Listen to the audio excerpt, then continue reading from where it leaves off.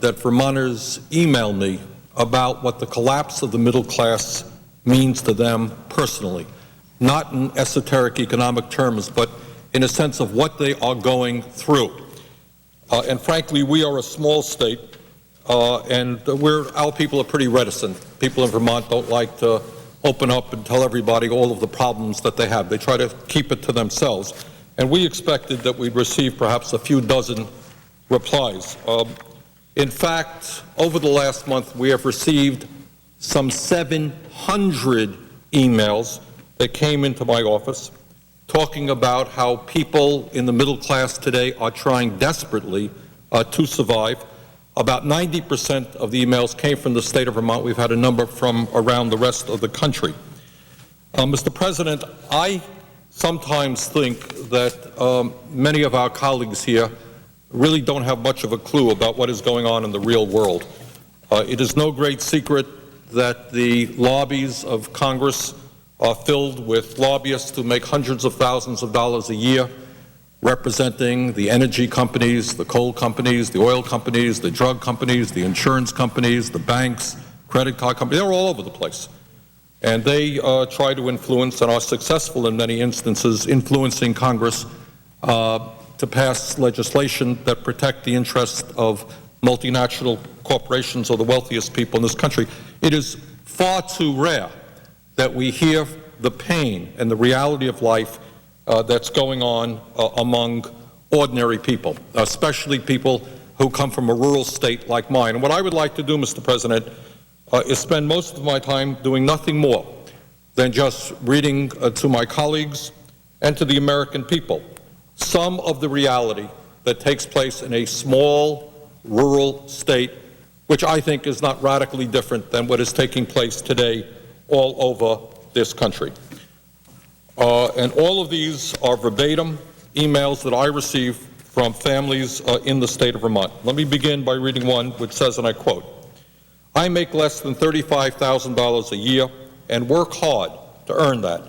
I am trying to get by with rising costs of fuel. I have a wife and 4 kids that I love dearly, and I'm trying to do the best that I can for them. With the cost of gas pushing $4 a gallon and the price of heating oil up to over $4 a gallon, it is hard to make ends meet.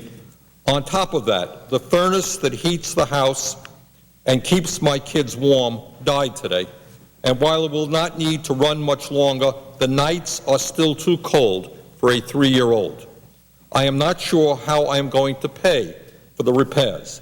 I never thought that I would be classified as poor, having grown up in an upper middle class family, but that is where I am now. I don't know what we need to do, but I know we need to do something before the middle class is a thing of the past."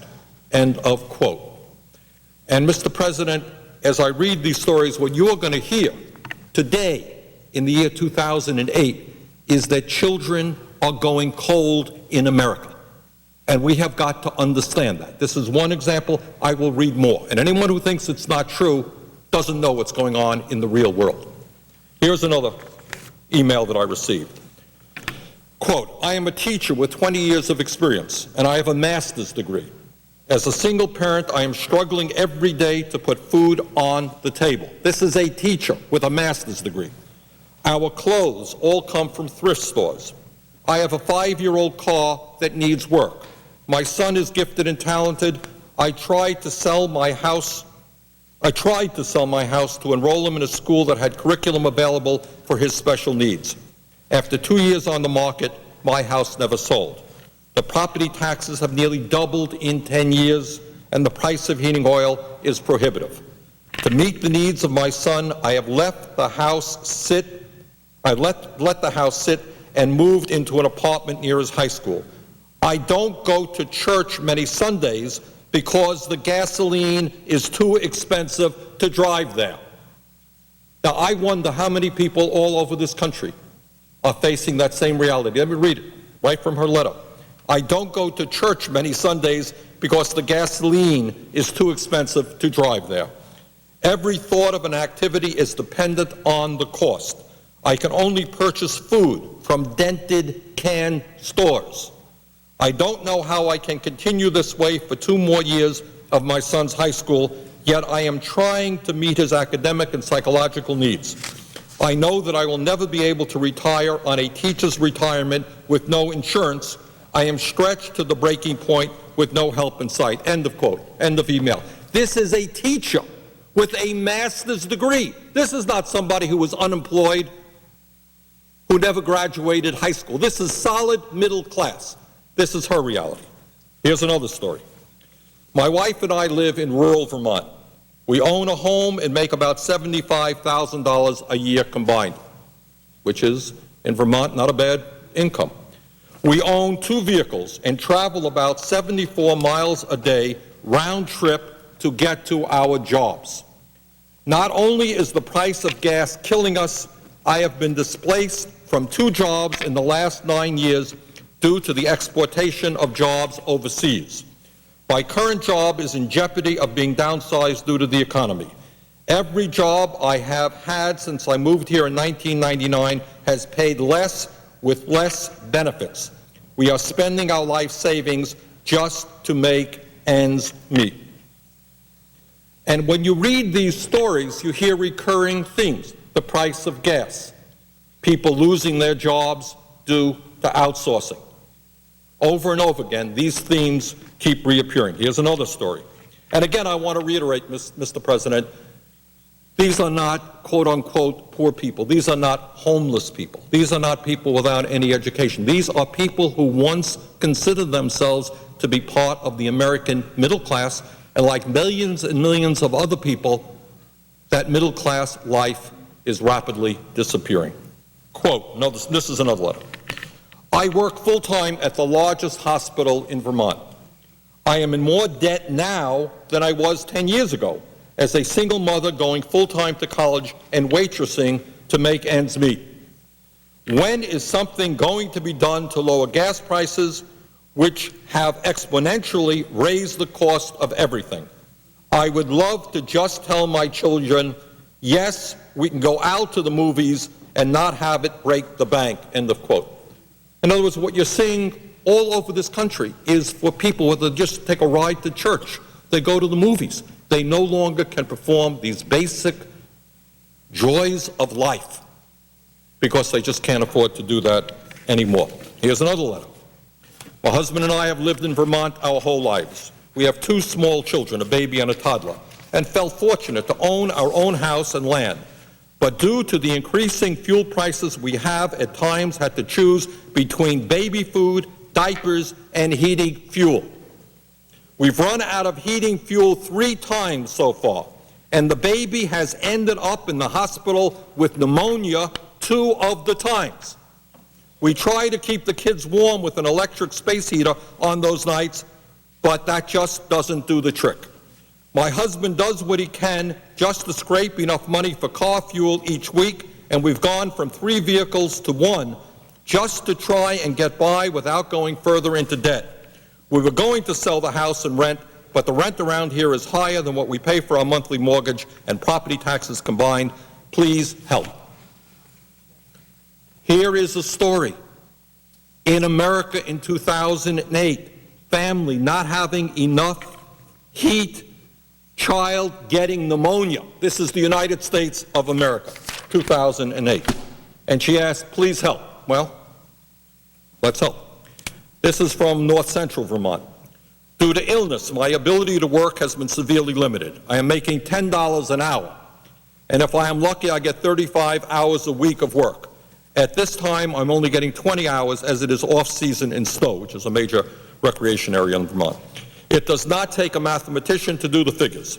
How are my wife and I supposed to live on a monthly take-home income of less than $800? We do it by spending our hard-earned retirement savings. I am 50 and my wife is 49. At the rate we are going, we will be destitute in just a few years. The situation is so dire that is all that I can think about. Now listen to this. Soon I will have to start walking to work an 8-mile round trip because the price of energy is so high, and either it is that or going without heat. United States of America, the year 2008, somebody walking 4 miles to work, 4 miles back, or the alternative, not having enough money to heat their home. As bad as our situation is, I know many in worse shape. We try to donate food when we do our weekly shopping, but now we are not able to even afford to help our neighbors eat. What has this country come to? Imagine that, having to walk 4 miles, and they donate food for people who are worse off than they are. Here's from a single mother in a small town in southern Vermont. I'm a single mother with a 9-year-old boy. We lived this past winter without any heat at all in Vermont in the wintertime. Fortunately, someone gave me an old wood stove. I had to hook it up to an old, unused chimney we had in the kitchen. I couldn't even afford a chimney liner.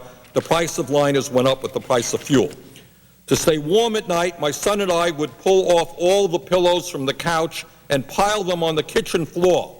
I'd hang a blanket from the kitchen doorway, and we'd sleep right there on the floor. By February, we ran out of wood, and I burned my mother's dining room furniture. I have no oil for hot water. We boil our water on the stove and pour it in the tub. I'd like to order one of your flags and hang it upside down at the Capitol building. We are certainly a country in distress. This is a gentleman from another town in southern Vermont. I make less than $35,000 a year and work hard to earn that. I am trying to get by with rising costs of fuel. I have a wife and 4 kids that I love dearly, and I am trying to do the best I can for them. We do receive help from the state, but I would like to be able to make it without that help. Here's another story. Getting some help from the state, his pride is he would like to do it without that help.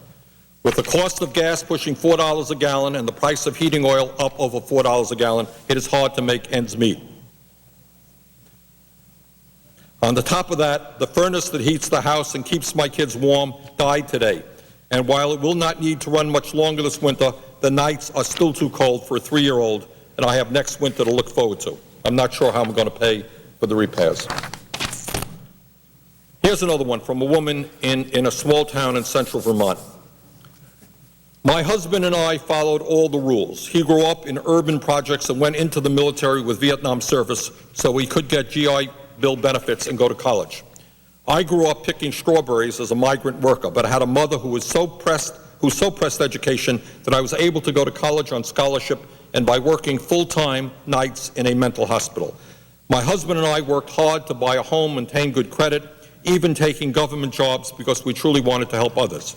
I became disabled and unable to work, but we managed to live a middle-class life on one salary. Slowly, though, we have sunk back to the poor days. Our heating, oil bill, gas prices, food prices, well, you know the story. Even a pizza is a splurge now. The interest on our meager savings doesn't seem worth keeping the money in the bank. We're so much more fortunate than many others since we can still meet our bills, but we're scared that we'll drop beneath that level soon. It doesn't seem right that after working hard and following all the rules for our lives, now at 60, we're tumbling down. Here's an email from a woman from a small town in central Vermont. As a single parent, I'm struggling every day to put food on the table. Our clothes all come from thrift stores. I think we read that one already. Here's one from a small town near the New Hampshire border. Dear Senator Sanders, first let me thank you for all the support and rallying behind the middle class you have done. I too have been struggling to overcome the increasing costs of gas, heating oil, food, taxes, etc. I have to say that this is the toughest year financially that I have ever experienced in my 41 years on this earth. I have what used to be considered a decent job. I work hard, pinch my pennies, but the pennies have all but dried up. I am thankful that my employer understands that many of us cannot afford to drive to work 5 days a week. Instead, I work 3 15-hour days. I have taken odd jobs to try to make ends meet. This winter, after keeping the heat just high enough to keep my pipes from bursting, the bedrooms are not heated and never got above 30 degrees, I began selling off my woodworking tools, snow blower, pennies on the dollar, and furniture that had been handed down in my family from the early 1800s, just to keep the heat on. Today, I am sad, broken, and very discouraged. I am thankful that the winter cold is behind us for a while, but now gas prices are rising yet again. I just can't keep up. And this is from a mother in a town near the Canadian border. I am a single mother of 4. Each day, the struggle becomes more difficult. Thank goodness for spring, my last oil delivery was $500. I spend over $200 a month on gas just driving back and forth to work, approximately 300 miles a week. And sometimes what some of my colleagues don't understand is that in rural parts of America, people don't walk to work. They don't take a car ride of 5 minutes. Sometimes people drive 50 miles to work. Sometimes they drive 100 miles to work. And when gasoline costs $3.70 a gallon, every nickel of the pay raise they may have gotten goes right into that gas tank. We have cut our budget again and again. There is little left to cut. Spring and summer brings a respite from the fuel bills of winter, but I worry what next winter will bring. I will have to dig into my small 401k to make some home repairs. This summer, money that had been set aside went to fuel and electric bill that increased by 14%, and food. Mr. President, I read these letters because sometimes in the middle of the debates that we have here, everyone is spouting off all kinds of facts and figures and ideas, but I thought it important to bring a little bit of reality of what's going on in middle-class Vermont, and I have to say, I doubt very much it's any different than middle-class New Jersey or any other state in this country. People are hurting. Poverty is increasing, the middle class is collapsing, and the only people in our economy who are doing well are the people at the very, very top, and they are doing extremely well. Many of the stories that we have heard deal with high energy prices. And I believe that what's happened is that while the middle class has been shrinking for many years now, these high energy prices have resulted that a lot of people are now just dropping over the cliff. They were struggling, they were trying to keep their heads above water, and suddenly, out of nowhere comes $3.70 for a gallon of gas, $4 for home heating oil, and that's just taking them over the edge. And that, I think, is one of the reasons why some 82% of the American people think our country is moving in the wrong direction. Well, what do we do? Well, there's a lot that we have to do. Let me just very briefly focus on energy. The good news is that today, thankfully, 97 senators voted to stop the Bush administration from continuing the absurd policy of adding 70,000 barrels of oil a day into the Strategic Petroleum Reserve, which is already 97% full. Is that going to save the world? Is that going to result in a precipitous drop in gasoline prices? No. Will it help? Yes, it will. And I applaud my colleagues for doing that. Now, I find it interesting, Mr. President, that 97 of our colleagues voted for this today, when 2 or 3 weeks ago we were wondering whether we had the votes to get this thing through. And I think what many of our colleagues are now hearing when they go home is that people are in trouble. They're hearing exactly the same stories that I am hearing, and they're hearing people want them to begin to stand up to the Bush administration, stand up to the oil companies, stand up to the speculators, stand up to the people who are ripping them off while their lifestyle is rapidly declining. What we did today is a good start, but clearly we have a long, long way to go. I am on board legislation, which we discussed a little bit today, which demands that President Bush tell Saudi Arabia that it is not acceptable that they have cut back on their oil production, that it is imperative that they increase oil production so that we can have more oil on the market, lowering gas and oil prices. In addition to that, Mr. President, I believe that the time is long overdue that we start dealing with the reality that OPEC is by definition a cartel designed, created in order to restrict trade, to collude to limit oil production output, and to make prices higher than they need be. I think we have to take a hard look at OPEC and begin to demand that this president go to the WTO and break up OPEC. Furthermore, Mr. President, it is very clear that at a time when oil prices are soaring, it is, in my view, absolutely necessary that we impose a windfall profits tax on the oil and gas industry. The American people do not understand why they are paying record-breaking prices at the gas pump while ExxonMobil has made more profits than any company in the history of the world for the past 2 consecutive years. Last year alone, ExxonMobil made $40 billion in profits and rewarded its CEO with $21 million in total compensation. Just a few years ago, ExxonMobil gave its former CEO a $400 million retirement package. $400 million retirement packages, and people in Vermont and all over this country are unable to fill up their gas tanks or heat their homes. But ExxonMobil is not alone. Chevron, ConocoPhillips, Shell, and BP have also been making out like bandits. In fact, the 5 largest oil companies in this country have made over $600 billion in profits since President Bush has been in office. Last year alone, the major oil companies in the United States made over $155 billion in profits. And believe it or not, these profits just continue to soar. Just recently, ExxonMobil reported a 17% increase in profits, totaling $10.9 billion. Earlier, BP announced a 63% increase in profits, 63%, and on it goes. Every major oil company is seeing a significant increase in their profits. And meanwhile, what these big oil companies do with all of their revenue is they have the capability of providing their CEOs with lavish compensation. In 2006, Occidental Petroleum gave its CEO, a gentleman named Mr. Irani, $400 million in total compensation for 1 year of work. So, my friends, when you are going to fill up your gas tank at $3.75 a gallon, let's remember that the gentleman who runs Occidental managed to survive last year on $400 million in total compensation. Anocco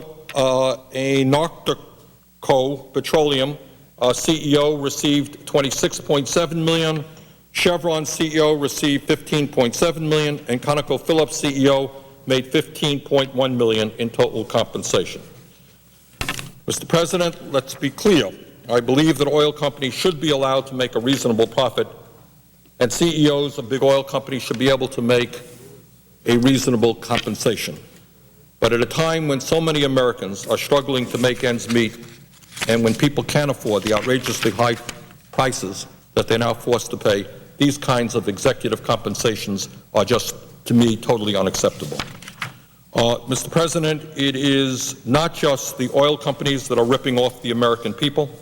There is a lot of evidence out there, and there have been hearings that have been held on this, that wealthy speculators and hedge fund managers have been making obscene amounts of money by driving up the price of oil in unregulated energy markets with absolutely no government oversight. The top 50 hedge fund managers earned $29 billion in income last year. So what you're seeing now is not only oil company greed driving prices up, but you're seeing financial institutions and hedge funds speculating on oil futures also driving up the price of oil. And this is an issue that must be dealt with in a number of ways, including repealing the so-called Enron loophole. Well, let me just conclude, Mr. President, by saying what I think the American people know.